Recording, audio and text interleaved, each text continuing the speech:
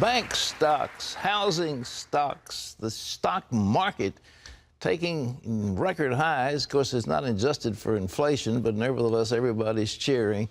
The Dow Jones crossed a mythical threshold, and are we in the middle now of a bull market, or is it going to stop short? We'll have to find out, but so far, the answer is it's going to keep going higher. Absolutely, Pat. In fact, that is good news for Wall Street and for Main Street. But some are asking, how long will this go on? Well, Charlene Israel has the story.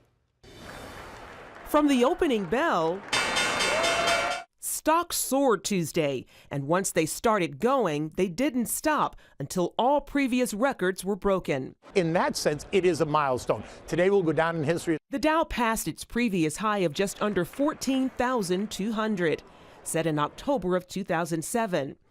It also doubled its record low, set almost exactly 4 years ago, gaining 118% since then. I love the buzz that this has created, because this is telling the Main Street investors something that I've been trying to explain for over a year, that the stock market is a place you need to have your money. Analysts say the surge was brought on by a number of factors, from spending abroad and consumer confidence here at home, to low interest rates and the recovering housing market.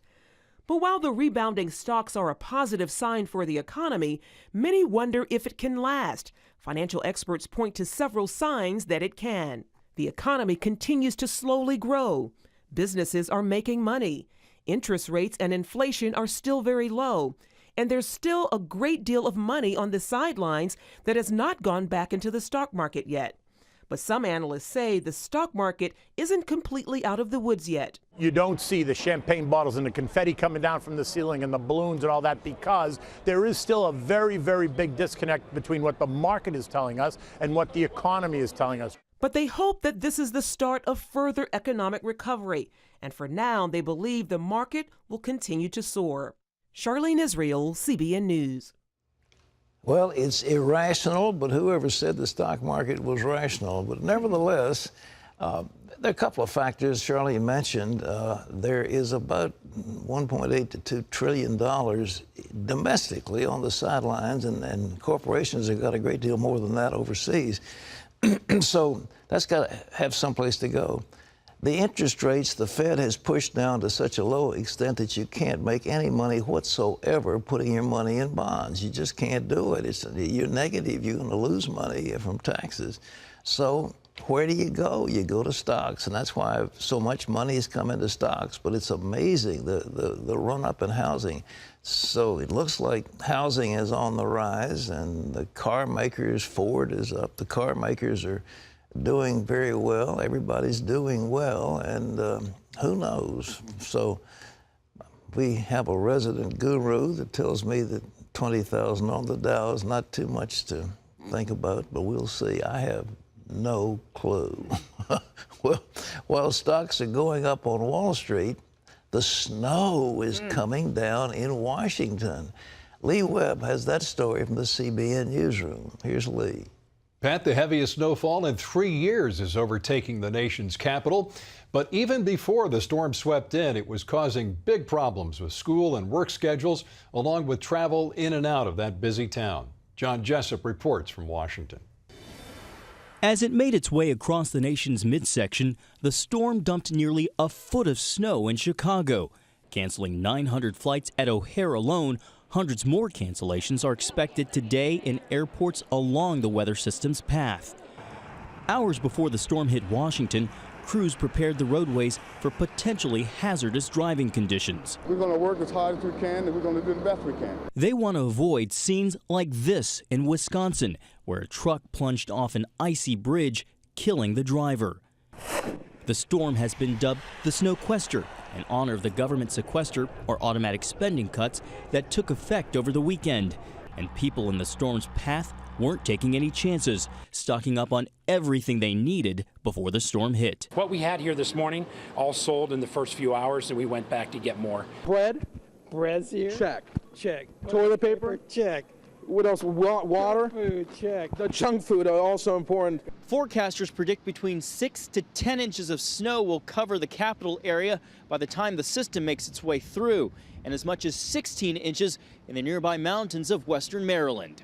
The federal government closed its offices Wednesday, excusing all non-emergency employees for the day.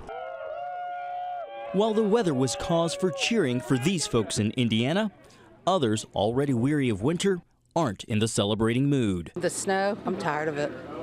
Yeah, it's been enough. John Jessup, CBN News, Washington. Pat, we're glad to see that John Jessup and the rest of our crew in Washington made it to work today. They did indeed, Lee, and whatever that sequester, get the word to my friend Al Gore. Al, it's the warming that's doing all this. Global warming is bringing on all these snows and freezing weather. Lee. Pat, there is little optimism that the death of Venezuelan dictator Hugo Chavez will bring about real change in that country. The controversial 58-year-old leader died Tuesday following a long battle with cancer. While some Venezuelans are mourning, others are celebrating. Dale Hurd has that story. Hugo Chavez saw himself as an anti-capitalist revolutionary and champion for Venezuela's poor. He imagined that the United States and George W. Bush were the center of all evil. You are a donkey, Mr. Bush. Yesterday, the devil came here. Right here. En este mismo lugar. And it smells of sulfur still today. He also said that capitalism may have ended life on Mars, that the U.S. had a secret earthquake weapon, and that Twitter was a tool of terrorism. But beyond the bizarre stunts and showmanship, Hugo Chavez's legacy can be viewed as a wasted opportunity in a nation that desperately needed more from its leader.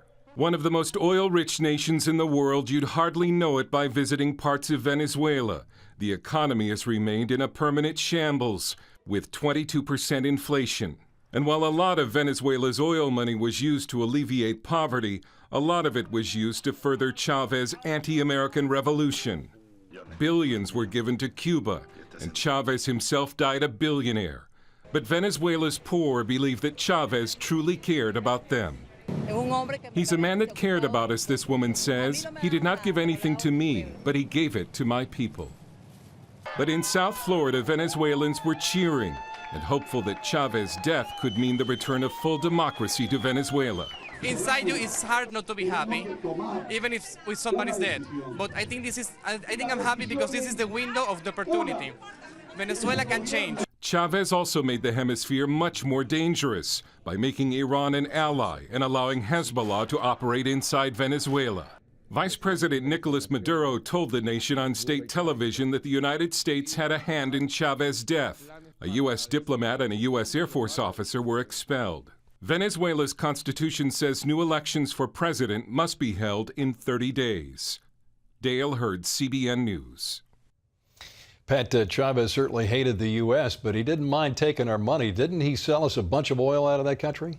Well, Citgo was a Venezuelan subsidiary. They owned that, and they had filling stations all around the country. And yes, he was selling us quite a bit of that sour crude, I think is what they produced. And but you know, Dale got me in a lot of trouble a few years ago. He did a piece on Chavez that showed the thuggery, the murders, the terrible abuses of power.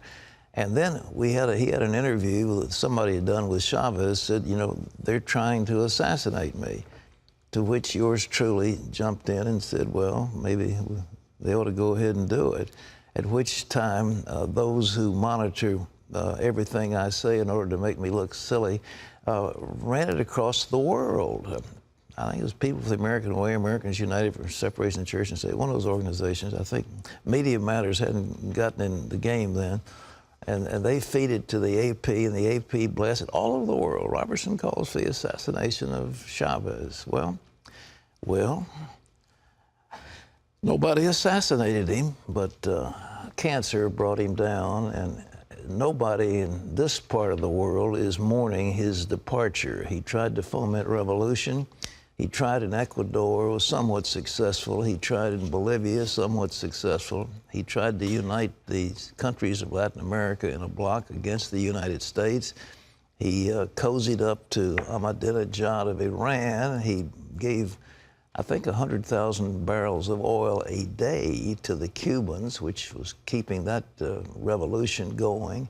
And he supported the FARC guerrillas in Colombia. So he had his hand in a lot of pies, all of which were bad. So he's gone. So the man that's taken his place, I understand, is as much a hardliner as he is, but we'll have to wait and see. So, Lee, I do not mourn. Well, Pat, in other news, Americans blame President Obama and the Democrats nearly as much as Republicans for the recent budget cuts in Washington. President Obama repeatedly blamed House Republicans for the failure to reach a deal. But a new poll from Reuters Ipsos indicates 38% of Americans say Republicans and Democrats in Congress and the president deserve the blame. 27% blamed Republicans, 17% blamed the president, and President Obama's approval rating has fallen to 43%, down from 50% less than a month ago. The White House and congressional Republicans are quietly working together, we're told, to find ways to lessen the impact of the recent budget cuts. Despite those cuts, many government agencies are actually hiring. 400 job ads were posted on the first day after the cuts, many in departments that are considering furloughs. Nearly a quarter were in medical or public health fields, 67 were in management or clerical services, and another 21 were in information technology. A new government report says the U.S. spent too much money for too few results in Iraq. American taxpayers spent $60 billion on reconstruction alone. That's about $15 million a day. Overall, the U.S. has spent at least $767 billion in Iraq. The Special Inspector General for Iraq Reconstruction says a great deal of that money was simply wasted. And the New York Times highlights a key point of the report. The Obama administration failed to negotiate a military agreement with the Iraqi government before pulling out. Because of that, the U.S., Pat, has limited influence despite enormous sacrifices that Americans made to liberate that country. Lee, it's a shame. You know, people get mad at me if I ever criticize somebody who's a Republican, but I've got to say that war was a disaster, and it was ill-advised. George Bush got us into it, and we all cheered, you know, and the soldiers went out there and fought, our troops. Many were wounded. Many were terribly disfigured by IUDs and so forth. But I tell you, I think it was a waste of money. What have we got out of it? We've spent, you know, $1 trillion or more, run up these huge debts. What have we got? Well, we've got an insurgency in Afghanistan. We've got foment in Pakistan. We've got Shia and Sunni at each other's throats in Iraq. What have we got? What did we get out of that? Well, the answer is nothing. Yet in Kirkuk, where there's a different group of people in charge, they're fat and happy and producing oil, and everybody's doing well. But Iraq has oil, if anybody would get it out, but it still has been subject to vandalism by insurgent groups and by militant jihadis. But nevertheless, I just shake my head. We should never have done it. We should never have done it. And we had the opportunity. We had an opportunity. It was brought to the White House, and a guy named Tony Lake, advisor to the president, said, no, we can't do it. But a group of Iraqis had offered to surround Saddam Hussein in a place that they knew where he was going and eliminate him. And had they done that, we wouldn't have had to fight that awful war. But the White House said, no, don't do it. And so we lost an opportunity, and we had to go to war at an enormous cost of manpower, cost of treasure, cost of the, you know, the health of our nation. For what? Well, the jury's still out, but it doesn't look good. Lee? Health officials report an alarming increase in dangerous superbugs in U.S. hospitals. The Centers for Disease Control reports that nearly 200 U.S. hospitals saw at least one case in the first half of last year. Superbugs are extremely resistant to antibiotics. Health officials call them nightmare bacteria. They've been seen in 42 states and threaten to spread their resistance to other bacteria. The CDC director says there's only a limited amount of time to stop the bacteria from spreading. Pat? That's a frightening report, and it's one of the reasons where if you can possibly avoid it, stay out of hospitals, because there's so much stuff in hospitals that it used to be hospital staff was the thing we worried about, but it's far, far worse than that.